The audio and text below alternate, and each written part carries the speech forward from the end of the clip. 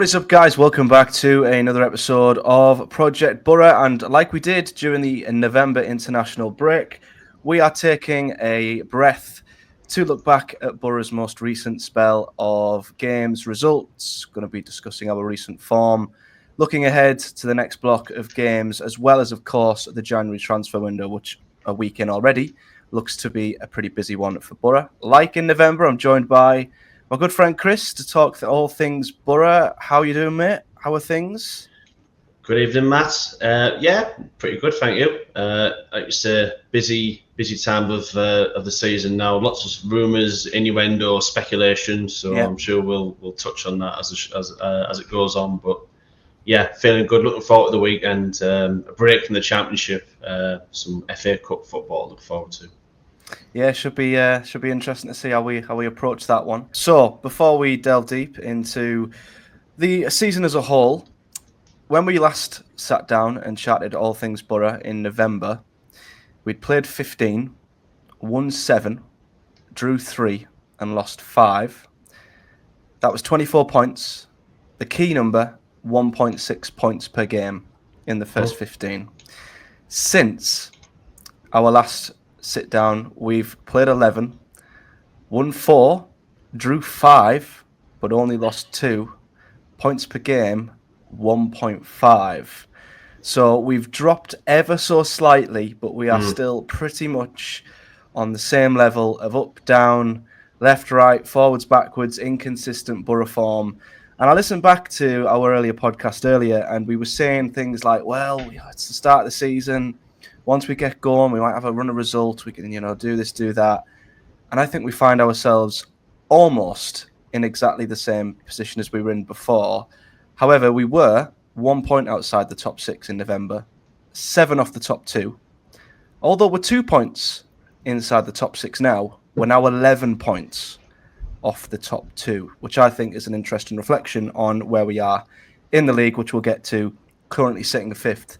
So how do you feel about the recent run of results, and what's your just general feeling around Boro right now in the season? Because I feel like although we're 5th, and that should be a good thing, there's a strange flat feeling around Boro at the minute, isn't there?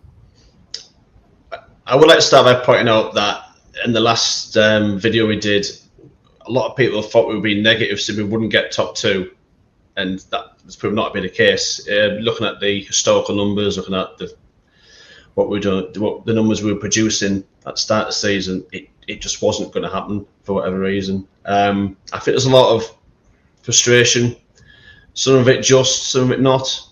I think a lot of it comes down to the slow start, can't beat poor sides at home, struggling against low blocks, poor questionable game management. Still can't defend. The manager, he has his style, he doesn't really want to deviate from it. Players making stupid individual errors, injuries, and people look at this going, yeah.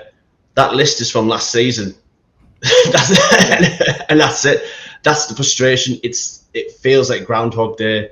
I think if we made changes and we'd come across new problems, I think people will be a little bit more patient, a little bit more forgiving with some of them. But I think the frustration of a lot of fans is that it's the same problem as the last season, and it doesn't feel like a lot has changed. It doesn't feel like there's been a lot of progression.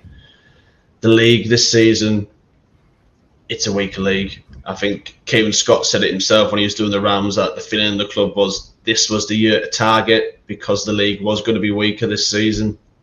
Not to say it was going to be easy, but yeah, it is a weaker league this season. And we just haven't really kicked on, have we? I think we're 5th at the moment, but it feels like we're only 5th because of how poor the league is. And when you look at the reasons why we're 5th, again, that's where the frustration comes. So a lot of it is stupid individual errors, stupid individuals' mistakes, a lot of points left on the board, a lot of missed opportunities. So totally understand the frustration at the moment. It's not as dire as some are making out. Like you say, we're 5th. So yeah, we're in a good place at the moment. It's just, can we finally start kicking on? The number of times that we've discussed, are we going to click? And at one point I thought even I'm more pessimistic than some people. I thought we had clicked, and it was evident shortly after, no, we haven't. So, yeah, that's my feeling on things at the moment. Yeah, I think it was around the actual video we did last time. It was within that run, wasn't it, either side of the break when we had QPR, Luton, and Oxford. And I don't know if that's the only time this season we've actually strung 3 wins in a row together. It might be one of very few, which I think tells you all you need to know. And I'm in exactly the same place because if you look at it on paper, 5th place is absolutely fine. And I think if you'd have said to Boro fans at the start of the season, you're going to go into the new year 5th, we'd have all been like, fantastic, perfect, that's absolutely amazing. That's where we thought we would be. And I still think as a position, it's where we probably should be, there or thereabouts. But I think the big frustration is that we're not more comfortably in the top 6. And as I say, I listened back to our previous podcast and I said exactly that. And we both did. We both said the one thing we wanted wasn't top 2. We weren't expecting Boro to go on a mad run and be in the top 2 by January. We just wanted us to be a little bit more reassuring and be in the top 6 comfortably, because if you look at all the numbers, you look at the points we've thrown away, I mean, you could even say there's an argument we should be even higher. But I'd have been perfectly happy inside the top 4, even right there alongside Sunderland, with a slight eye on the top 2, but not a oh, that we're in it now, we've got to get it. The expectation's now top 2, just to have an outside, maybe could we? Just that little carrot hanging in front of us, to think we could get top 2, but if we don't, it's okay. We're miles in the playoffs comfortably. We don't have to worry. However, we may be 5th, but we are miles behind. I think we're 9 points off Sunderland now. As I say, 11 points off the top 2. And we're in a pack of teams who are scrapping and are incredibly inconsistent. And it makes me feel uneasy that if Boro don't get going now, like we said in November, and we're back here in March saying the same thing, we're back here in April saying the same thing. If we go into the back end of the season in a scrap to just get in, we might stumble into something pretty disastrous if we don't make the top 6 this season. So there is a huge frustration as to why we're in this position. Not that we're in it, but why we're in it, and we should be a lot better off. And a point you've made, and I'd love to make this point, but you made it when we were talking previously, so I'm going to give this one to you. But you made a very good point about the little room for error that Boro are leaving themselves right now, especially with the fixtures coming up. So just talk through what you're sort of thinking with the lack of room for error that we're allowing ourselves. Yeah, because you look at last season, fans at the end of the season, the more positive fans are saying, oh, look, we only win 8 games in a row and we'll get in the playoffs. You're thinking, this is ridiculous. We're not going to win 8 games in a row. This team isn't capable of winning 8 games in a row. So you look at the minute, Sunderland, where they are, just because they're above us, we'll pick them. They could lose at the weekend. No worries. They could go and lose the next 2 games. No worries. They'll know they're in the play. They'll know they'll still be in the playoffs. Whereas for ourselves, I know people tend to say, "Well, Boro do better in the tougher fixtures." Well, we might play better in some ways, but we played Leeds and Burnley away. We only took 1 point, and we only took 1 point from Burnley at home. So, do we do better against the better teams? I mean, yeah, we beat Sheffield United, but the better teams are the better teams for a reason. So you're looking at the fixtures going ahead, especially when you get into the month of February. Oh yeah, February is horrible month. You're looking at Sunderland at home, Stoke away if both sides go out with the cup this weekend. Trip to Bramall Lane, see our friend Chris Wilder. Watford at home, another playoff rival. Bristol City, that we always don't seem to do that well there. That's a tough old month. And you look beforehand, you've got Portsmouth away, what they 3rd, 4th bottom, West Brom at home, Preston away. Those are the games where you need to go into it and you need to bank your points. You need to get your points on the board, so you give yourself that margin for error. So you go to those tough games, they don't become must-win games. It's so frustrating. This has happened at least 2 seasons in a row now, when fans at the start of the season saying, "Oh, stop being negative. It will click. It will click. It will come." It's only 6 games in, 10 games in, 12 games in, 15 games in. But what they don't realise is that you need to bank your points when you're playing your likes of your Portsmouths and your Prestons and your Bristol Cities at home, and your Cardiffs at home. Those are the games where you have to bank your points. So then when you go into those games against Leeds and Burnley and Sheffield United and Sunderland, they don't become those must-win games, or we have to get something here. They become more of a free hit. Yeah. We went into that game at Ellen Road thinking we need to get something from this, because we haven't had a good start, and we've dropped points against Burnley, and we lost the game, didn't we? So and then you're trailing further and further. You're putting more and more and more pressure on yourself to beat the teams that you should be beating at home, which we can't seem to do. So it's margin for error for me is just so important. That's why when I look at the month of February, it's a big month. It's a big month for us going ahead. So before that, we need to get some points on the board. Part of the frustration is that it's one of those where the points we're accruing, they're not great, but they're not catastrophic. They're just meh. So when I like to look at fixtures in blocks or in like banks of fixtures. When I looked at the ones over Christmas, I thought, right, okay, how many points do I think we'll get from this? You're thinking, right, Millwall at home, gotta win. Plymouth away, bottom of the league, Rooney's manager, terrible team, gotta win. Sheffield Wednesday at home, Boxing Day, gotta win that. Burnley, right, okay, if we lose, we lose. Yeah, it's Burnley, okay. Hull, thinking, right, get at least a point there. Cardiff beat them at home. So I was thinking, right, 13 points from 18 would be a good return. We got 10. Not terrible, but just underwhelming. And I think that just sums up the season, just underwhelming. Yeah, I think that's a big thing, because I feel like we're such a Neely team. Yeah. And that's not just this season. That's for a long time now. I think I remember sending you the annual calendar year league tables, and in 3 of the last 4 years, I think Boro were in the top 4. I think one year we were first. We were the top of the league from January the 1st to December the 31st of 2022. It might have been, and the only teams who obviously were ahead of us are the teams that had either come up and gone down, or come down and gone up and got promoted. And that's the frustrating thing about Boro, because so many times this season, when we feel like we're gaining ground and we have a glaring opportunity to close the gap and get ourselves in there, we find a way of screwing it up. And as you say, putting unnecessary pressure on results. And looking back into the previous group of fixtures that, of course, have been between our last 2, it's just incredibly inconsistent. We had a win against Oxford, lost to Blackburn at home, then we beat Hull, and then you go into the Burnley Leeds games. All right, you expect you might not win both. You might come out with a few less points. Fair enough. But once you come out of that fixture, them 2 fixtures, you beat Millwall, and you think, right, we've gotten over a tough spell. Millwall were a tough team to beat. And I remember in that game, we found a way to win. Carrick changed the setup of the team in the final 10 minutes. We went 5 at the back, and we saw the game out 1-0. And it was a weirdly refreshing win. It wasn't flash. It wasn't goal scoring. It wasn't extravagant, but it felt incredibly satisfying to beat a team like Millwall 1-0. And I thought, brilliant. Time to kick on now. Then we dropped 3-3 to Plymouth in a game that, in the back of my mind, I thought there's always the typical Boro, but it was unforgivable how we turned up in that game. Then we blew a 3-goal lead at home to Sheffield Wednesday after one of the best first half performances, followed by one of the absolute worst second half capitulations I've ever seen. And since then, there was pressure on the Burnley game, which we drew.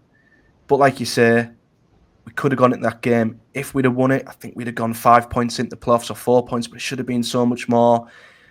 And then without that late winner at Hull, we could have had 2 draws to Hull and Cardiff, which would have looked so much worse. So I find us an incredibly frustrating and difficult team to judge. But out of them last sort of 11 games, which I think there has been between the last 2 discussions we've had, are there any particular highs that you've taken real positives from, but also some extreme lows where you've just felt like, yeah, these bad habits, these bad tendencies, results like this could really cost us? Well, if you remember going into the Burnley Leeds game, there were some people saying that we needed to get minimum 4 points from those games. And I remember me and you discussed it. We were 1-2 points maximum we get from those games, and we got 1. And that's again adds the pressure you put yourselves under. People think, right, we'll go to Burnley and win, we'll get a point at Leeds. You think, realistically, that's not going to happen. I went to Oxford. That was fantastic, absolutely fantastic. Considering how we started when we went a goal down, you're thinking, oh, what's going to happen here? How's this going to pan out? So to score 6 there, and they at the time their home form was pretty impressive as well. So the way we just absolutely demolished them was, playing some absolutely unbelievable football. But that's what Michael Carrick's Middlesbrough do. They can, when they turn it on, they look incredible, absolutely brilliant. When it goes wrong, it goes really wrong. And then you saw we've put 6 past Oxford away to then midweek fail to beat Blackburn, which, given our home record against Blackburn, wasn't a massive shock. No. Burnley away, you know what? I think that was the game where I said to you afterwards, I think we might just have clicked here. I think we might be showing signs of, if we had to go to Turf Moor in the playoffs, that we wouldn't just capitulate, we wouldn't fall. We've held our own there, we've played well, we should have won. Defensively, we were pretty solid. That was a point where I thought, okay, have we potentially clicked here? And then we went to Welland Road on the following Tuesday. I thought we were naive second half. The way we kept trying to play for the win rather than, once we got the equaliser, take the point. Millwall, like you said, that was refreshing. Really refreshing to see how we close that game out. Ugly win, but you take the wins. Plymouth was just total utter. Was it? They had something 4 big chances in the first half. It had 6 in total. This is one of the worst attacking teams in the league. Absolutely tore us to shreds. Yeah, that was from a managerial and a player point of view. And that was one of the most concerning games I've seen this season. That was really concerning that we were allowing them just to expose our fullbacks and get at us every single time, and nothing was changing. That was such a frustrating watch. And then Boxing Day, 3-0 at half time, you're thinking, this is easy. Surely even this Boro team can't mess this up. Yeah. And that's it. Burnley, we showed some defensive steel, and then obviously whole first half when you were there as well for the curse being broken. First half was pretty flat, wasn't it? It wasn't really 2 poor teams. Second half, I thought we played really, really well. I wasn't sure the goal was coming at one point, but eventually we broke through. And then Cardiff, it was set up then for Cardiff, wasn't it? Poor team, without the top goal scorer. Stupid mistake at the back. Couldn't break them down. So it's the same old inconsistencies, isn't it? And I think with Michael Carrick's Boro at the minute, I do feel like there is a ceiling on where this team can go in this current iteration. And I'd be interested to know how far off that ceiling you think we are. Because don't get me wrong, under this manager, I've seen some of the best, if not the best football I've ever seen Middlesbrough Football Club play. If you'd have asked me 3 or 4 years ago, would I be seeing Boro winning 5-6, 3-4-5-6 frequently, I would never have believed you. And I'll never, ever take the football that we watch for granted, because on its day, we are the best team. We can be the best team in the league on our day when we're absolutely on it. But there are too many times where we let ourselves down massively. Now, that can be down to individual errors that Michael Carrick can't legislate for. There was a lot of them at the start of the season. The Jones back pass, Clark and Dieng deciding to headbutt one another in the edge of their own box. There's been numerous. Dale Fry at the weekend, trying to flick the ball out of his own box, giving it straight to one of their players. There's also, I think, a naivety from Carrick at times, or a stubbornness to not change our way of playing in order to manage a game and see it out. We talk about in-game management a hell of a lot. So I feel like what Michael Carrick has created is a very good football team who play very nice football and on their day can be brilliant. But I feel like he hasn't created a winning team. And by that I mean a team that can win in different ways, a team that can grind a game out 1-0 if needed. If we're getting battered, we still find a way to take away a point. or if we annihilate a team possession chance-wise, we always ensure we find a way to score. So where do you think the balance lies with that? Because there's a lot of different problems with Boro, and I don't think you can hang your hat on it being exactly one thing. But what do you think's been the biggest problem? Do you feel like Michael Carrick's the problem? Do you feel like it's the players? Is it a mix? And how far off the ceiling do you think we are with Michael Carrick's Middlesbrough if he doesn't change anything? Because I think we're pretty close, because we've seen the same issues now. You mention it for a good year. We could take quotes from recent interviews, and they would mirror the ones we were getting 12 months ago after a home game, and we'll get onto our home form. But where do you place the problem and the blame at the moment, and how close are we to hitting the ceiling at the minute with this iteration of Boro? If he doesn't start adapting, then I think we're very close to that ceiling.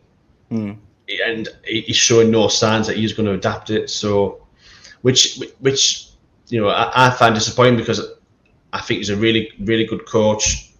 He's improved pretty much every player that's come to the club.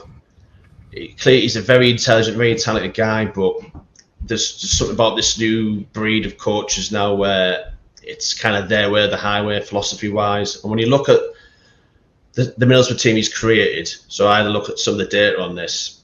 In terms of big chances created per game, I think we're fifth, we're top five. We're consistently creating good quality chances. So attacking-wise, Michael Carrick has set this team up to create good quality chances and to score goals. So, yeah, can't complain with that. And on our day, we look absolutely fantastic.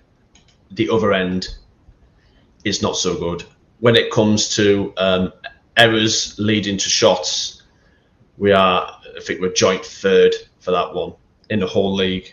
And when it comes to errors leading to goals, with 7, we are the worst team in the league for errors leading to goals. Now, some will say, well, yeah, that's proof that that the players are letting Michael Carrick down.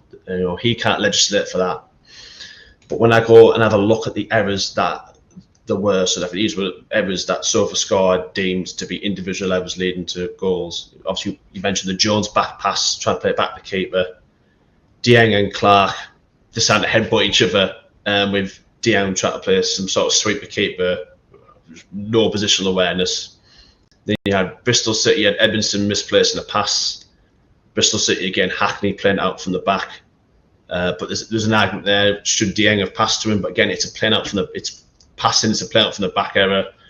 Cardiff, it was Fry trying to play out from the back there, compose sort of back heel, sort of side foot, rather than stick it in row Z. But then that's just the errors leading directly to goals.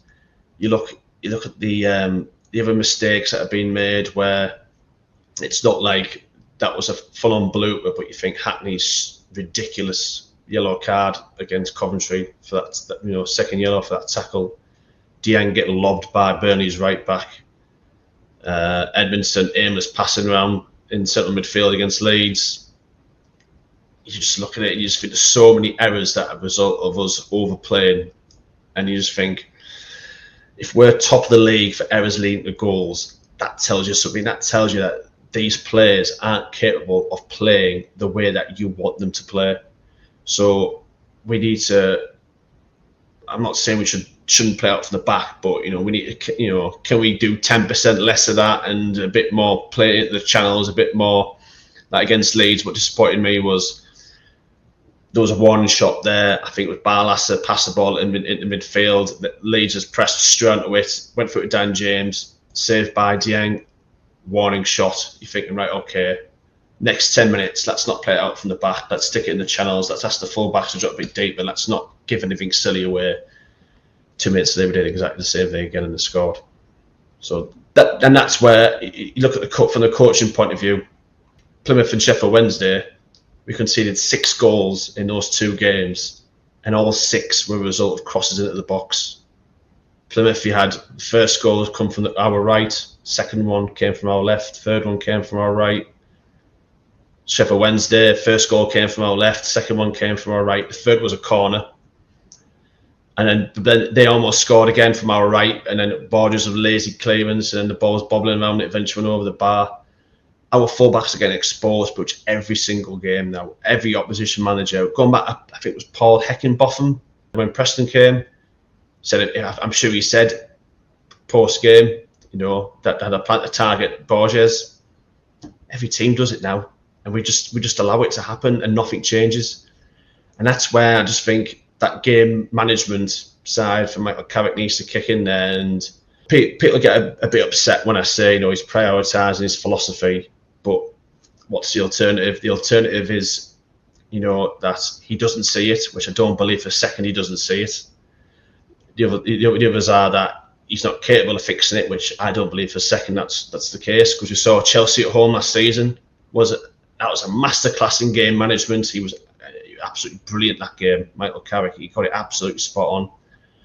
So what you're left with is that, he recognises it, but he thinks that his way of playing will overcompensate for the defensive errors and will score more goals, which is fine if that's what we're doing, but we're not. We're not scoring enough goals to counteract how many stupid goals we're conceding most weeks. And that's where the high risk, high reward football for Michael Carrick, I think this is probably around the ceiling. I see Leeds as a team who play a similar style to us with better players, but even with their wealth and their better players than us, they still didn't get promoted last season. I think they'll be champions this season, by the way, but even then, they haven't been quite able to thread the needle. A lot of that is down to the goalkeeper, who we've discussed previously, and you know what I think about him, absolutely terrible. He's responsible for half their errors leading to goals. So it just shows even them, with much better players than us, even they can't get this style of play to quite work for them without stupid individual errors at the back costing them. I think if they sort the keeper out, they'll absolutely walk this league. It's one of those where I think this league favours the more Scott Parker, Chris Wilder, dare I say, approach of being a bit more conservative at times, knowing how to be a bit nasty, how to see games out. We just don't seem to have that, and it's just a bit frustrating that it hasn't quite came yet, and we were hoping that this season we'd see some progress in that sort of game management side of things. I heard Dan Barlas after the last game. I understand what he's saying when he's saying, look, it's hard when you're on that pitch and there's 10 men behind the ball and you're trying to find a way to get through them. But the fact of the matter is, Sunderland found a way, Sheffield United found a way, Burnley found a way. You've got to find a way to get past those teams. And it's now been this is now the second season where the home form and teams sitting deep and letting us have the ball has been an issue for us, and we still don't appear to really have any solutions to it, other than all the subs tend to be like for like. We don't tend to change the system. Should we go to wing backs and see if we can get at them there? Should we go to two strikers or something like that? I get there'll be subtle changes that we don't see as fans, but there doesn't appear to be any solutions being found as to how we can resolve the issues that we're currently having. Yeah, that's the frustrating thing. That over the last 12 months, if not more, the same issues are happening time and time again. And I mentioned some of the quotes that we've heard from Michael Carrick, that we could probably hear the same quotes again. And you make a good point about the number of goals we'd have to score to overthrow the number of defensive errors that we're making, because we're still conceding way too many goals in the league at the moment. So far in the league, we have conceded 32 goals. That's 10 more than Sunderland, 12 more than West Brom, 9 more than Blackburn. All the other teams above have conceded 20 or less. That was an issue last season. Defensive errors, that was an issue last season. And I think the most successful iteration of Michael Carrick's team was just an absolute goal-scoring machine. And we had the confidence in that playoff season that we could outscore absolutely anybody. They score 1, we'll come back and score 3. Wasn't a problem. Yeah. But you do have to ask the question of, is this current team, as good as it is and as great as the players are they good enough to play his way and score enough, while also not constantly giving these stupid goals away it does make you question whether the players who he's being asked to play out from the back, if they are good enough or not, whether it's just how massively coached it is into them that they have to constantly pass the ball. I mean, why else would Dale Fry try and flick it out instead of just getting rid of the ball against Cardiff? So there are a number of issues that, as you say, if they were new issues, I don't think Boro fans would be as bothered. But we're seeing the same thing over and over again, and that just puts a ceiling on this team for me. And until he changes it, I do worry we are just a playoff team. So then you look at it and think, well, if this isn't a team capable of getting top two, which we're not, we don't have the characteristics to do that. You look at Burnley, Sheffield United, even Leeds, the XG against they have is absolutely fantastic. They don't concede much. They don't give up much. Leeds are being let down by the goalkeeper, absolutely. But it doesn't matter what you're doing at the other end. If you're just giving chances away, you're making life so hard for yourself. I mean, how many times have we scored 3 goals this season and failed to win the game? There's Norwich, Plymouth, and Sheffield Wednesday where we've scored 3 and failed to win. If you concede just one less goal in any of them games, you could come away with an extra 6 points. Even that has you right behind Sunderland. And that's not even taking into consideration the Derbys, the Pompeys, the Prestons, the Cardiffs. It's I've said this all season. The only team that will prevent this Boro team going up is Boro themselves. And we could have said that last season. So yeah, absolutely. Absolutely. And when you look at Eversley shots, obviously I've said Middlesbrough top with 7. Sunderland and Burnley between them, 0. Yeah. So Eversley into goals, Eversley into goals, 0 all season. We've got 7. It's not. You just can't keep giving the opposition goals. Yeah, you're making life so hard for yourself. So I feel like Carrick still has a very good side and a very good team who should be doing a lot better than what they are. And we've talked about managers who are in and around Boro at the moment. You look at Lebreese at Sunderland.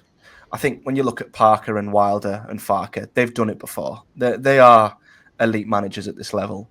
But you're talking of managers who haven't quite done it yet. So you're looking at Lebreese, you're looking at Eustace, you're looking at Tom Cleverley, even Liam Manning at Bristol City, who have entered the playoff picture, I would say, at this point. I feel like they are all getting a lot more out of their squads compared to the sum of its parts, whereas I feel like Michael Carrick is just not getting as much out of the team as what he should. If he got even 80 to 90% of the potential out of this team, we'd be right up there right now. But we're not. And one of the biggest issues that continues to plague Boro, and this is probably the most topical one of them all, we can talk about individual errors, we can talk about conceding goals, home form. Yeah. And our home form last season was something that massively let us down. It's the one thing you'd think we would surely improve upon this season. We're currently 9th in the league for home form, and we've won less than half of our home games this season. We've had 14 home games. We've only won 6. Now, we've only lost 3 at the same time. I mean, that sounds good, but I mean, you know, the top 4 teams in this league have lost, I think, 2 between all 4 of them. So still, it's not great. And we've drew 5. And a big reason for that is our inability to put teams away we should. How much of a problem is that? And how much of a problem could it become? Because we've said for months, Middlesbrough and their arch nemesis is the low block. And we saw it again at the weekend against Cardiff. Unless that gets fixed, we're going to drop so many points at home. It's unforgivable. You've got to have good home form to get in the playoffs. You've got to have great home form to get promoted.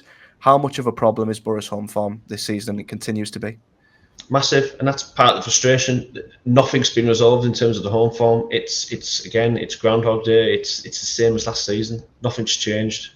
And when you look at our home form versus Sunderland's, people might like, I mentioned Sunderland again, but Sunderland are a team who maybe I'd say their expectations are probably less than ours. Similar-ish squads. No expectation of top 2, and they're just above us. So I think that's a fair comparison. When you look at it, home form, they've played a game less than us at home, and they have 8 more points than us at home. So if you were to add 8 points to our points total now. That puts them 49 points, 1 point behind them, 3 points off the top two. That's where the season's gone wrong. That is it. There's your 8 points. It's the home form, but nothing seems to be getting done to address it. It's the same problems again. When you mentioned there about I feel like other managers are getting more out of their squad. I keep being told Carrick should be an elite manager. We've got a gem. Be careful what you wish for, etc. But his first season, Rob Edwards took a team, with far less resources and took them for the playoffs. Last season, Kane McKenna, much less resources, took Ipswich automatic promotion. This season, Lebrisso at Sunderland, first season in the Championship in England, in fact. Squad with no expectation of being up there, and they're doing brilliantly. So I'm kind of thinking, well, if he's this elite coach, people keep telling me, why is it never us? Why are we constantly facing the same problem over and over and over again, and why is it not getting resolved? And that's where, again, the frustration comes in for me, where if we bought the new players in and new problems had occurred, that's where you think, okay, you need to give the manager time to fix that. We've had about 18 months now of this nonsense at home. Why isn't it getting resolved? Because the home form is what has single-handedly tanked this season for us. The away form's pretty good. I can't really fault that, but the home form is the single biggest reason why this season we're looking now at, we're probably looking at 5th now, I think, as our ceiling. I don't think we'll be able to catch Sunderland now. Top two is obviously out of the question. Yeah, home form, but it just doesn't seem to change. Yeah, it was summed up in the Cardiff game, wasn't it? The fact that we kept trying the same thing over and over again, and we didn't even trouble them in the second half. I think maybe we were coming towards the end of quite a big run of games, lots of quick turnaround, and we did have injuries. So I think maybe there is a bit of fatigue in there. But yeah, you look at the points we've dropped to teams below us in the league at home. The top teams find a way to win in them situations, and whether it's been a little bit more innovative, maybe it's taking a chance, maybe it's taking a shot. They're just things that we don't do, and I find that that's got to be down to the coach, and they've been coached to do that. And maybe they've been overcoached to the point to which they're always trying to score the perfect goal, pass, when maybe they need to be a bit more instinctive. Maybe they have to take more of a chance at times at home, because the formula to take points off Boro is pretty simple. I mean, I remember showing, I think I might put it in the Cardiff video. I did actually. We've failed to win at home when we've had more than 60% possession this season. We've lost 3 of the 5 games where we've had over 60% of the ball. We fared better without the ball at home, which I think is a startling stat and probably proves why we're a better side on the road. So as much as I love being a possession team, dominates the ball, I would like us to be a bit more instinctive. And the best of this Boro team I think I've seen is on the counter-attack. I think I look back at Norwich, I look back at Leicester last season, and I know it would be difficult to do at home as much, but I think if we were to maybe relinquish possession a little bit, hit teams on the break a bit more, I think when this Boro team is forced into playing the ball quickly through the thirds, we actually are really, really clinical and ruthless. Whereas if a team sits in front of us, we almost just don't know what to do. So unless something changes, these home results are going to keep happening, and they are going to continue to hold us back. So is there anything you think we could do at home within this current system that could allow us to unlock that door and have more joy at home? Or do you think with this current system, we are going to just see the same issues at home time and time again?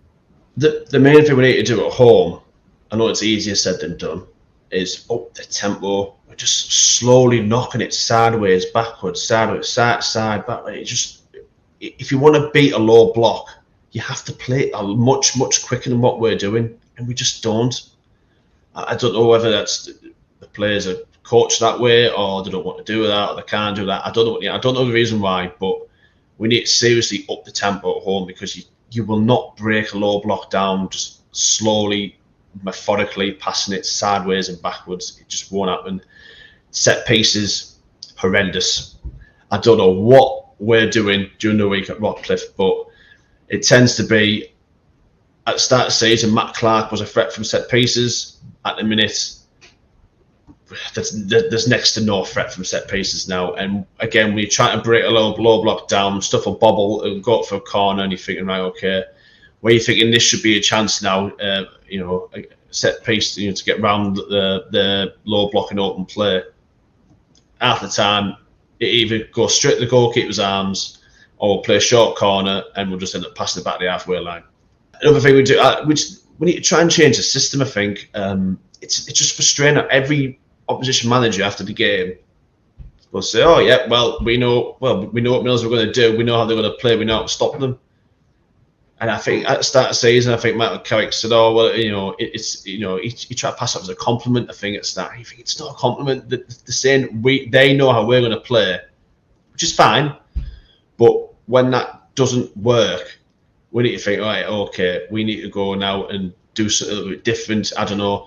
Do we need to switch to? I know people say it's defensive to go to to wing backs because you're sacrificing an attacking midfielder for a wing back, but why not go with wing backs and try and stretch teams, putting another attacking midfielder on at the weekend, Cardiff? I know the substitution worked at Hull, but why are you taking Finn Azaz off when you're chasing the game?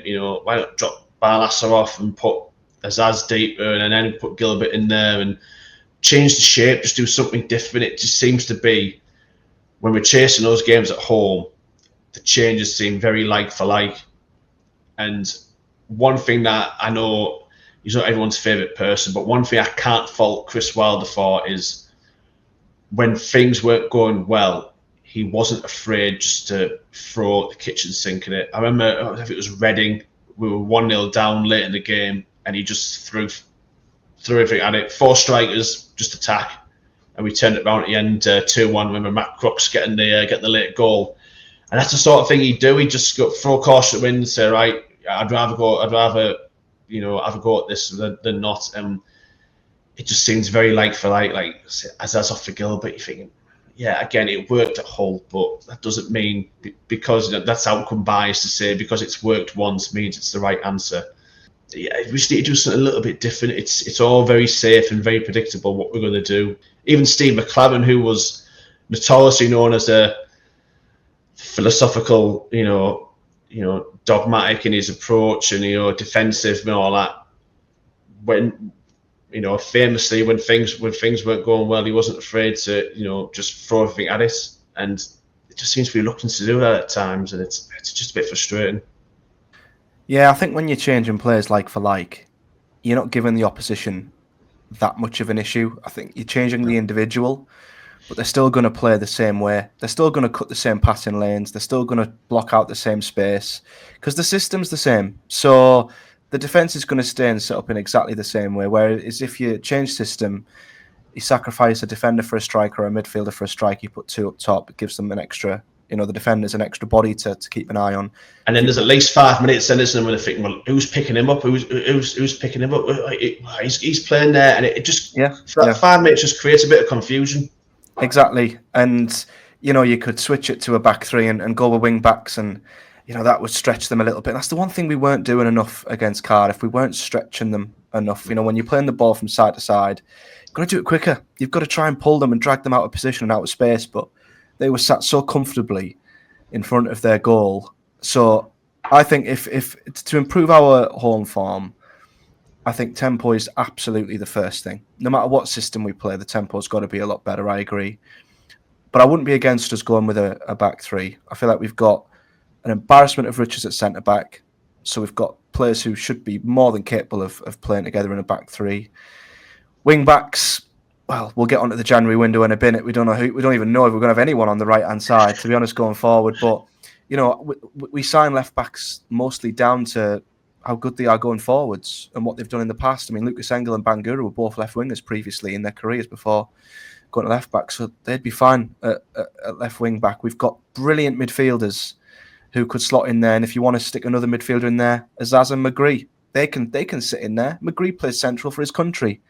Azaz has proven he can play off the left, and then there's the forwards too. So even if we just added that extra string to our bow, that little extra element, that little added layer of unpredictability could make a massive difference. But that goes for in-game management as well. I think until we add that extra element of in-game management to our game, we're always going to just be a step behind the teams above us. And it means that, as I say, and I go back to it, we are at the ceiling, I think, in terms of a playoff side. But the top four have gone, I would say, which means the likelihood is at the moment we would be playing one of that current four at home in the first leg and then having to go back to their ground in the second leg to defend it.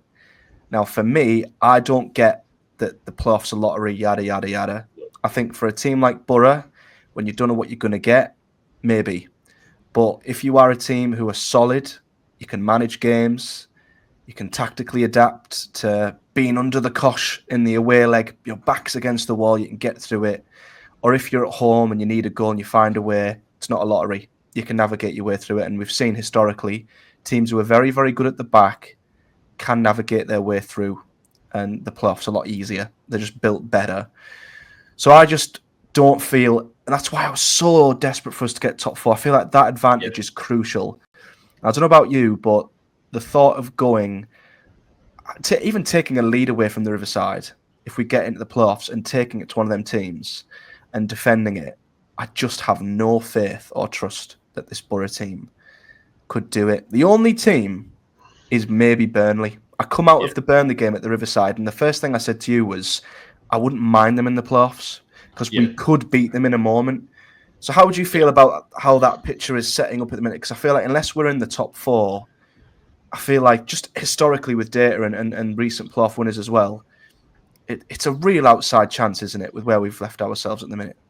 Yeah, I haven't got the data at the hand, but the historical data. But people say, "Oh, the playoffs is a lot of the playoffs are the playoffs. If we get in there, it's fine." It's not, because if you look at it, it's not the lottery that people think it is. If you look at it, your chances of winning pretty much third down track perfectly, third the most likely down to sixth. If you look at the which position got promoted that season, it tracks pretty much perfectly. Third's the most likely, then fourth and fifth and sixth for a reason, because they're third and fourth are the best other teams than the two who got promoted.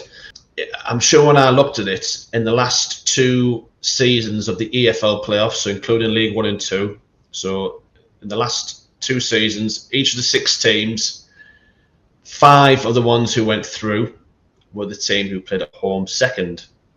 You can guess which team in 22-23 balls that up. Typical Boro. You'll never guess. And that, because that advantage it's huge. I mean, do you remember? I'm sure Sheffield Wednesday, was it 4-0? They got beat by Peterborough. And turned it around second leg. Turned it around in the second leg. That second leg is absolutely massive. People underestimate it. People underestimate it, but it makes a massive, massive difference. So for us to be going to, could you imagine us, beating Sunderland 1-0 at home in the first leg, going to the Stadium of Light, which would be absolutely rocking, having to defend a 1-goal lead. I wouldn't have any confidence that we'd be able to do it. I think we'd fold under the occasion. That's not me being negative. That's just how I feel it would go. Burnley, like you said, I think we'd have a bit of a better chance against them. I think out of the two, I think it would definitely be Burnley that I would rather play. Who knows? Burnley could overthrow Sheffield United. That would be a tough game, but again, I think we'd win it. But I think Leeds would be champions, but Leeds would obviously be by far the worst one to face, because I think they would just dismantle us again. Their press was just so aggressive against us. They knew exactly how to play against us. You could see why they've won the last 3 games against us, and they've all been basketball matches, but they've come on top on all 3 of them, because they know how to ruthlessly press teams. So I agree. Burnley, I'd prefer to play out with the ones who are likely to face. Yeah, it comes down to trust, doesn't it? It comes down to trust in this Boro team, and as I say, we're in 5th, and it's great, but it is an absolute reflection on the league being poor. I don't think it's a reflection on Boro doing really, really well at all, because at points this season, West Brom had went winless in 11 and they were still in the top 6. Blackburn have lost 3 of 5. They're still right there. But that's the annoying thing. If we just strung 4 wins, the gap would open up massively, and suddenly it's still there for us if we can just put these really annoying shortcomings to one side. But that's the thing. There's nothing to suggest that we are doing that yet. Home form's a big one. And the final thing I want to just mention on the home form is the atmosphere, because it is struggling this season. And there's always that argument. Is it the fans who aren't supporting the players? Is it the players who aren't getting the fans off the seats? Now, for me, as soon as that Cardiff goal went in, it was hush. Because I do feel like, as a fan base, as good as this Boro team can be, I don't think the fan base trusts this team. I think there's a real disconnect with how much faith they can put in this Boro team. We've seen them blow a 3-0 lead. We've seen, when is a game safe with this Boro team? And I think as soon as something even remotely looks like it's going wrong, the fans panic and the atmosphere is dead. And that only probably makes things worse, because we are just one bad spell away from complete implosion. So in terms of the home form, we've discussed, but home atmosphere, what are your thoughts on that? Do you feel like the fans can do more? Or do you feel like it's down to the players again to increase the tempo and get the fans off the seat? Because I do feel like when our style of play, when the tempo is slow, our style of play can actually be really, really monotonous and really boring. Yeah. So I think a lot of that has got to be down to, upping the tempo, and set pieces have got to be better. Having a dig has got to be better. So where do you stand on the atmosphere at the Riverside? Because that's another big thing that I feel like, if it was better, could probably benefit us in these games. It's a bit chicken and egg, isn't it? Are the players there to get the fans going, or the fans there to get the players going? I think it is a little bit of both. The style of play. I've said this before. If there was one statistic I would get rid of tomorrow, it isn't XG, like a lot of people say that it should. It's possession, because I absolutely despise possession stats. They are next to meaningless. And only second to that is possession football. It doesn't do anything for me. And when you're playing slow, sideways possession football, I understand why we're playing it, but it's not very engaging at times. And whereas I think, the old school way of playing, stick it in the mixer and all that, because the balls are going around, in and around the box a bit more often, fans a little bit on the edge of the seats more. But the possession football, I think that's kind of the way a lot of the game's gone now, isn't it? Pep sort of it's possession football. They sweep the keepers and playing out from the back. Everyone just seems to have jumped on the bandwagon, haven't they? And that's just the way that the vast majority of sides play now. So I don't think the style of play helps. Set pieces don't help, because normally you get a corner or free kick, you're thinking, is this going to go in? You're thinking, nah. It's you sort of think, it's keep going to catch you, so we're going to beat the first man. That's not great. Fans wise, I've heard a lot of people blame moving the 12th man, not the 12th man, sorry, the red faction down to the bottom tier of the south stand. I don't know. I heard them very clearly against Stoke when we were 5-0 down. They were very, very noisy then, so I'm not sure. I understand what people are saying about the acoustics of things. It was easier for them when they were further at the back, because obviously you got the roof to help, transfer the noise around. I don't know. I mean, I missed the Burnley game because I was on holiday, but I was sat there, biggest screen possible, and it looks great on the TV. The red faction at the bottom of the flat. I was at Centre Parks watching. There was a few people around me in the bar. The atmosphere looks good there at least. But then you got to think the Sky microphones will be at the bottom of the south stand, so they'll be picking up the noise there. But it's not necessarily you're able to hear it in the east stand or the north stand or anything like that. So that's something people have raised. I'm not too sure about that one. But the home form though is just, people are going now and they're expecting us to drop the ball. that doesn't help either. I think there's a lot of things. People are saying ticket pricing. Yeah, maybe. But I think there's lots of little things that are sort of accumulated together, and the atmosphere just feels flat. I must admit, there's not many games where I've come away from it and I thought that was a really good atmosphere today. Even Sheffield Wednesday, Boxing Day, you thought, full house, place be bouncing 3-0 up. Wasn't really, was it? It was a little bit stale. So I don't know on that one. It's several things that the players. Yeah, I think playing a faster style, more exciting style will get the crowd going. But also the crowd. I always think there's a lot of people who want to sample the atmosphere in the South Stand, but when I've been there, there's not a lot of people who want to help contribute to it. I want to be in amongst the atmosphere, but once they get there, they don't want to actually chant and clap and all that sort of stuff. I think the Red Faction do a great job there, and with the tifos and the flags and the banners, and create as much noise as they can. But yeah, we can't rely on the Red Faction or the 12th man or whoever to do it. I think everyone sort of needs to play their part in contributing to the Riverside atmosphere, because it has been flat this season.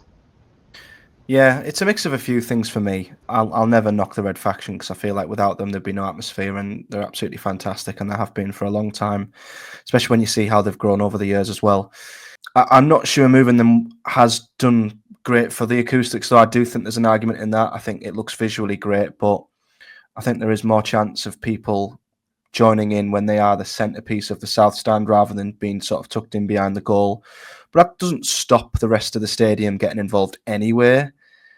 But I do just think a lot of it is down to maybe a touch of maybe apathy at home, because we know how we're going to play, and we've seen Boro batter teams at home before. So if we batter a team, we're all like, hey, we've seen this before, great. But we've also seen them absolutely fumble leads and give up points. And whenever the opposition has a foothold in the game, it is like a big aura of anxiety just engulfs the stadium. And it's like we all have this expectation and acceptance of, oh, here we go again. We know what's coming here, because our home form is just so unreliable. Under Carrick, the football wasn't great, but the atmosphere was, because we knew we could go there with the confidence that we were going to win and we were going to keep the opposition out, and we knew it would probably be a very good day at the Riverside. Whereas now, I've heard loads of fans, the guys who I chat to with the breakdown, loads of other fans, general fans online, I've seen so many say they go to the game now almost feeling nothing. They're going because it's an obligation, because they have no emotion or excitement for the game, because they're either too worried about what might happen, or they just have a sort of acceptance of what might happen. So, I think you mentioned in our last pod that we did, the home form really sets the tone. So I think if results start picking up on the pitch at home, that would help a lot. But we're going around in the same cycle, aren't we, that we have been for 12 to 18 months now. So that's why we are where we are, I think. You mentioned Carrick there, though. I was just thinking there, I think part of it as well is we actually had some really good chants under Aitor Carrick. We had Aitor Labamba, we had Ed Sui chant, we had we had Quad Ledbetter and all that, Stewie Downing, a Doma song. We had loads of chants. I don't think we have many at the minute. No, we keep trying. There's quite a few away. There's quite a few good ones away from home, I would say. But you never hear them at the Riverside. No, I mean, like my daughter loves it. Ben Doak, Can't Start a Fire. She absolutely loves that one. Never hear it at the Riverside. Yeah, you only ever hear it away from home, and I don't understand why. Yeah, weird. It's weird. We keep trying to bring back the Wilder Said chants with different players. You're just thinking, can we just if you come up with some more chants that are popular for people to sing, people might join in. But now once as soon as you said Carrick, I was thinking, I can think of five. I'm not going to sing them obviously, but I can think of 5 or 6 different chants, popular chants. Yeah. From back in that day that were absolute earworms. Whereas now, there's not that many that I can think of. Or like a great point you made there. I remember hearing these at Hull, or I remember hearing them at Oxford or Burnley, but I don't remember the last time I heard them at Riverside. And before we finish on where we're at looking forward and where we think Boro will be, and if our outlook or expectations on the season has changed, let's just talk quickly about January, because this could be a pivotal month in terms of where Boro are, what we're left with, what we might gain, what we might lose. Obviously, things can change incredibly quickly. So by the time this drops, things might have escalated massively with a few of these deals, or they might have been squashed completely. But at the minute, a few little whispers of players we've looked at, we've scouted, nothing concrete.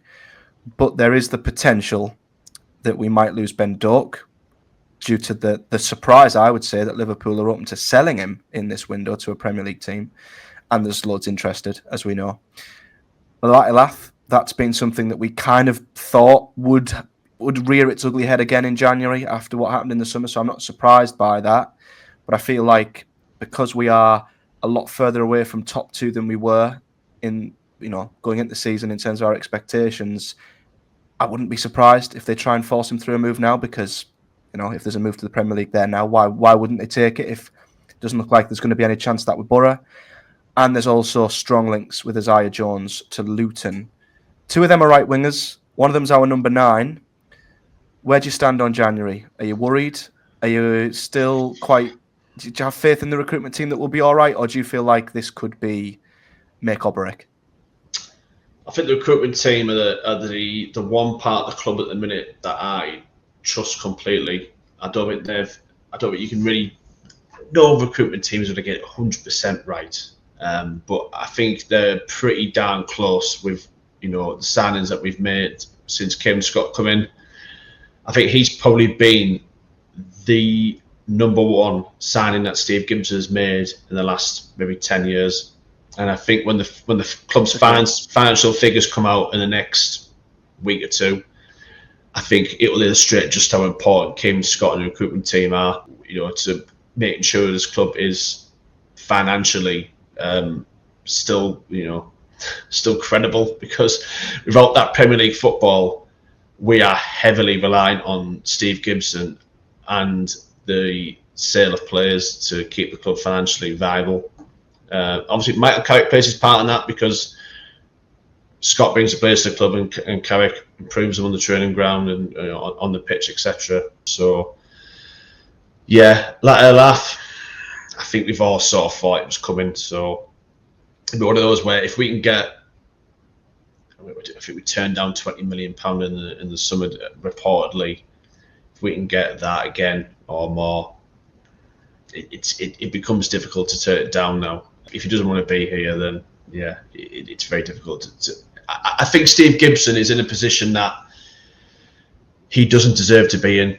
Now, I've criticised Steve Gibson plenty of times over the years for his decisions. Steve Agnew, Gareth Southgate, etc., etc. I'm not going to litigate any of that in the past. Just to note that I have been critical in the past, but I think he's in a position now that he doesn't deserve to be in. I think he has been let down by the playing side of the club, because I'm not saying he's going to be unhappy to the point where we're selling, changing manager or anything like that. But he took a big gamble in the summer. He turned down big money for that Lath. He could have cashed in on Van der Berg. We could have probably made 30-40 million pounds in player sales in the summer, but he's backed the team by turning down big money, and he's now in a position in January where if he sells like Lath, people are going to criticise him and say he doesn't have any ambition. If we sell Jones and we don't reinvest the money, he's going to get the same there. He's in a position where he's probably thinking, from a PSR point of view, can I afford to go out and get more to help the team get through the playoffs? Whereas really, I look at it and I think we should be in a situation now where we've got maybe 5. I looked earlier, those individual hours leading to goals cost us 7 points directly, at least. So even if you're thinking, right, okay, 6 points, you think, okay, half of them 3 points, there's a nice little cushion there. We just seem in a knife edge at the minute where you're thinking, do we need a little bit more to make sure we get in the playoffs? Do we need a bit of quality to make sure that we have a chance if we do finish in the playoffs? Does the squad have enough? It's tough. If it was me, I would be looking for, can we get another central midfielder in? As much as I don't subscribe to the Dan Barlaser hate that a lot of our fans do, I just don't think he's suited to playing in a 2. I think he'd be much better in a 3, but we don't play in a 3, and the manager hasn't showed any indication of changing it to 3. So we need someone when Aidan Morris isn't there, we still have someone there who can do. I'm not going to say they're going to do as good a job, but do a job in there to do that. I've seen some people suggest Lewis O'Brien on Twitter. I've seen that suggestion going on a few people. It wouldn't be the worst, but I'd like to get.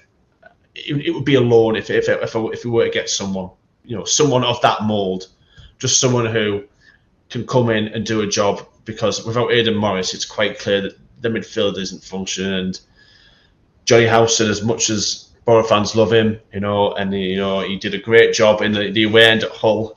36-year-old, you can't rely on him to be fit most weeks. So I don't subscribe to the left backs are all terrible theory either. I've said in the past, you could put Prime Maldini and Cafu into our wing back, our full backs, and it wouldn't make that much difference because they're just so exposed. I think it's a system error. That's not me saying that I think our full backs are brilliant. Far from it. However, I don't think they're the main issue. So I think the full-back solutions probably going to have to come from within. Can we tweak the system to resolve that? So for me, it's a central midfielder who can put his foot in. And if Let Her Laugh goes, we're obviously going to need a striker, because as much as I love Marcus Forss, and I probably think he's still one of the best finishers at the club, he's made of biscuits, isn't he? So we can't rely on him up front. Berzo, he's not a striker either. So if Let Her Laugh was to leave the football club, we would need someone who can step in if Conway is injured or needs resting or whatever, to come in there and do that role. Otherwise, we leave ourselves very, very short in the final third of the pitch. Yeah, you make a very good point about Gibson giving Carrick the best possible chance by retaining players. And I wouldn't begrudge him if he cashed in on Let Her Laugh for 20-25 million, because if we are wanting to improve in these few areas, and like you, I think central midfield's the absolute area to improve. I think the only slight oversight from the recruitment is maybe that they didn't have another midfielder like Aidan Morris, because I think Barlaser and Hackney are very alike. I agree. Don't think Barlaser suits this system, and obviously you can't rely on Howson at his age. So I think you need another midfielder in the mould of Aidan Morris. I agree completely. I don't subscribe to stockpiling left backs. I don't subscribe to that at all. I don't get that, because we've had 6 there and they've all struggled defensively. The system has to change, if I'm honest. Otherwise, they're all going to suffer the same issues. I would like to see a right back if possible, because Ayling's not getting any younger and Dykestill's out of contract. And then the rest of the pitch, I think, is fine. I think others would be nice to have, but the bottom line is we're full. We need players to go out before players come in. Yeah. So that's why I'm not surprised to see that Jones could be off and that bid's being entertained. I wouldn't be surprised if a Micah Hamilton went out on loan. Sammy Silvera is going to go straight back out. He's not going to come into the team like some have suggested he might. So it comes back to the argument you mentioned earlier. We're on a knife edge and we shouldn't be. If we were in a more comfortable position right now, I think it would help to maybe retain some of our best players, like Lath, who might not be thinking too far ahead about Premier League football when he might be getting it here still. But I also feel like we might not need as much, whereas now we are very much looking at it thinking, do we need more here? Do we not? I don't think we need a turnover. I think if Boro's squad stayed as is, I'd be fine. I think if we could bring a centre mid in, I'd be happy with that. But I think the less change, the better for this Boro team right now. So I do think our current scenario is leading to a little bit of instability with the players that are going out and coming in.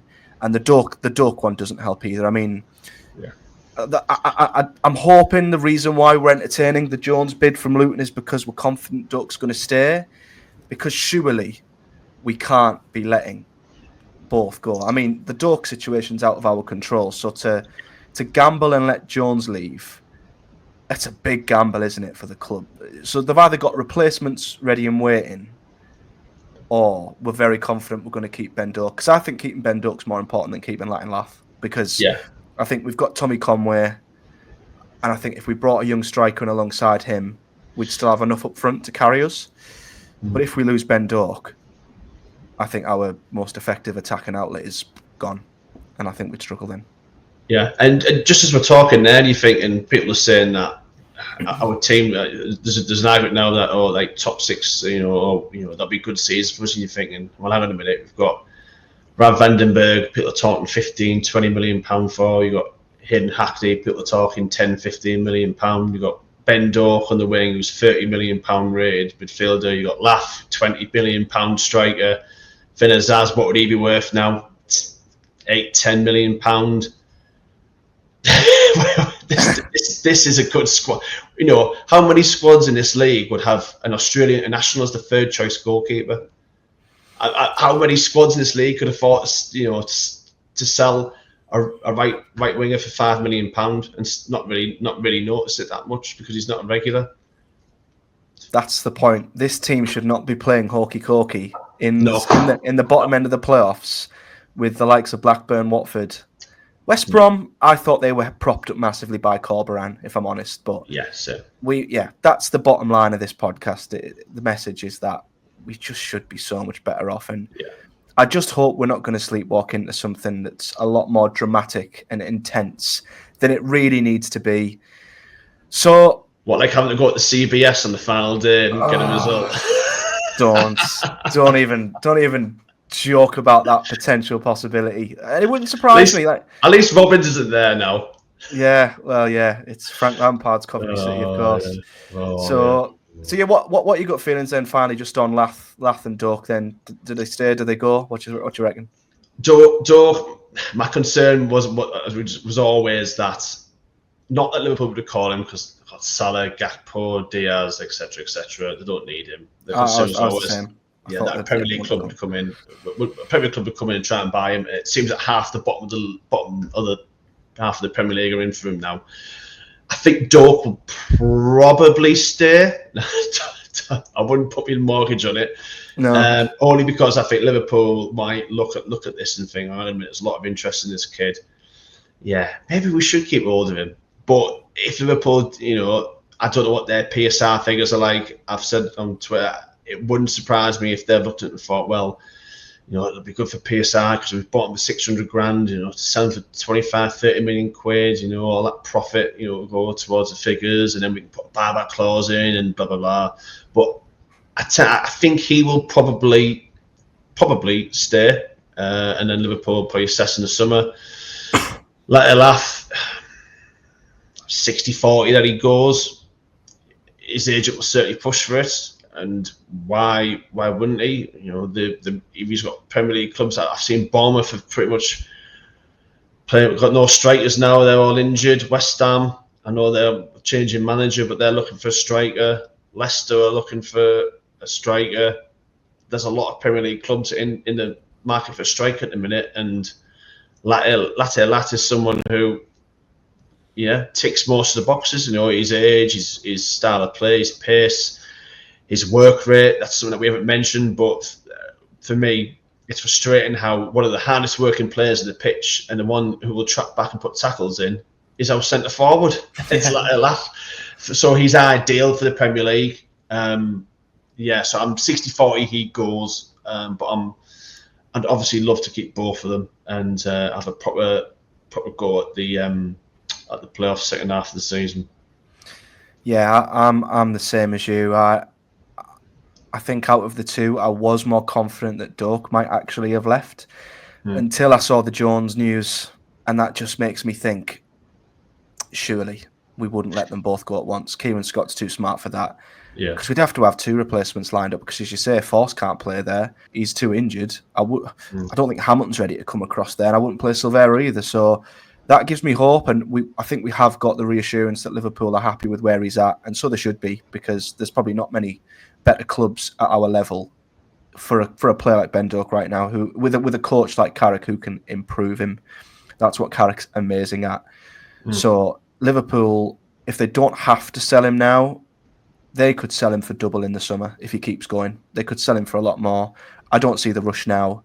So for them, I think you just keep it as is. So I think he might stay, but I do think Lath will leave. I do. If we were in a fight for top 2, as I say, his agent wouldn't need to push. Even if we were a little bit closer, I don't think you'd need to push. But I think that tells you where the confidence is at in Lath's camp. We know his agent's a gobshite, but I think that tells you that his agent's pretty much like, make the move now. You may as well. There's not as much of a...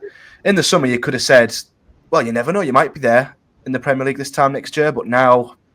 Is it more unlikely than likely? I don't know, but it's not as likely as it was. So for me, if that's the case, I'd be interested to see how much of it Boro may or may not reinvest, given already the sacrifices that Gibson's made this season. As you've mentioned, I'd go and get Tom Cannon. That's all I'm saying. Yeah. I'd go and get Tom Cannon from Stoke. Yeah. So finally then, all things said and done, what are your thoughts then, heading in to the next block of the season, the overall season? Has your outlook, your confidence, just your overall thoughts on the season changed from previously? Or are you still feeling pretty confident? Or, are you a little bit more pessimistic than you were before? Just where do you stand now compared to previously with Boro? Well, I said that on the last video, my aim was top 6. That hasn't changed. Still top 6. Same as before, I just want us to be comfortable in there where we lose a game and we're not having to leave the Riverside, getting our wraps up and check the league table to see if we dropped out the playoffs or not. I'd just like us to be nice, solid in the playoffs, sort the home form out, because the home form's diabolical for a team who have aspirations of getting promotion. Look at the games ahead. Obviously, Blackburn in the Cup this week gives a chance for hopefully some players to come back, like Morris, etc. And then you're looking at Portsmouth away, West Brom at home, Preston away. For me, needs to be 9 points. And people go, that's 3 wins, but this team's putting runs of 4, 5, 6 wins together in this league, putting 3 wins together for a team with aspirations of promotion. It shouldn't be a massive deal, because then, like, as we've said, that month of February, that's when things get a little bit trickier, and we'll need those points in the bank just to make sure that when we're playing Sunderland at home or we're going to Bramall Lane, there isn't pressure on us there to go get results, that we can go in there. We can go to Bramall Lane and think, obviously you don't want to lose, but you're thinking, right, okay, we'll go, give it a go. If we get beat, we get beat. But what you don't want to do is go there, get beat, and then you're 2 points out, 3 points out the playoffs or something. You're putting pressure on yourself, which you just don't need to be doing. So it is concerning that our home form is what it is, and then you think in the second half of the season you've got West Brom at home, you've got Sunderland at home, Watford at home. None of the big teams have come to Riverside yet, barring Sheffield United, and you got Leeds at home, Norwich at home. Yeah, to look at where our home record is in the home league table and think that there's only Sheffield United and Burnley who've come here, you're thinking it's just not good enough. So I still think we'll finish in the playoffs. Even with our problems, we are a better team than Watford. We're a better team than Blackburn. We just need to show it on the pitch, and we just need to, like I said, improve the home form. I think if we can just keep doing what we're doing now, but improve the home form, so we can close that gap between the top teams at home and us, we'll be in a safe place. It's if the home form continues as it is, or the away form has a little dip, that's where we could be in trouble. And that's my concern for the second half of the season, that if the home form stays as it is and the away form just ever so slightly drops off, we could find ourselves in trouble. So, yeah, I still think we'll finish in the playoffs, but what we'll do when we get there, I think will depend on what we do between now and then as to how confident we are about how good we'll do. Yeah, I mean, a point I made is that if we were to go into the playoffs with the form we finished last season in, different story, because we lost 1 in 13 and we had a striker who was literally on fire. So there's always that potential outcome, and historically Boro have done a lot better under Carrick in the second half of the season. Towards the back end, usually that's been too little too late, or it's been when we were already in the playoffs, like in 22-23. So I'm hopeful that we'll do that again. I'm like you. I think we'll get in there. I mean, it's not that we're a bad side and we're punching above our weight. We should be so much more comfortably in this playoff because we are. I thought we were the 4th best team in the league. Maybe we're 5th best now because of, unfortunately, what they're doing up the road, which I think is aggravating the situation. 100% it's aggravating the situation. Any other team was doing what they're doing right now, I don't think Boro fans would be as arsed. But because it's Sunderland, I think that's why Boro fans are more pissed off that they are what we should be in every single way. And they've probably got a weaker squad.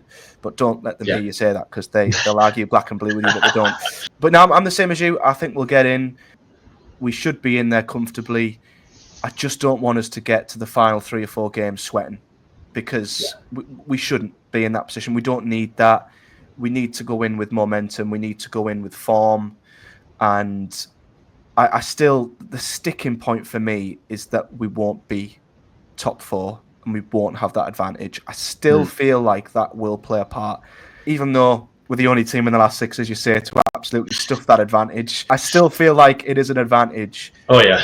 But I think we will be. And just the thought of being in a playoff semi-final at the end of the season excites me. I still would be incredibly excited for that, because you just have that possibility. But I think being outside the top 4 does make it tougher. And that's always going to be the little niggly sticking point in the back of my head. We should have been in that top 4 with that advantage. But I just hope that next time me and you are chatting, which might be February, March, we're sat here 5 or 6 points in, maybe even more, putting our feet up and going, you know what?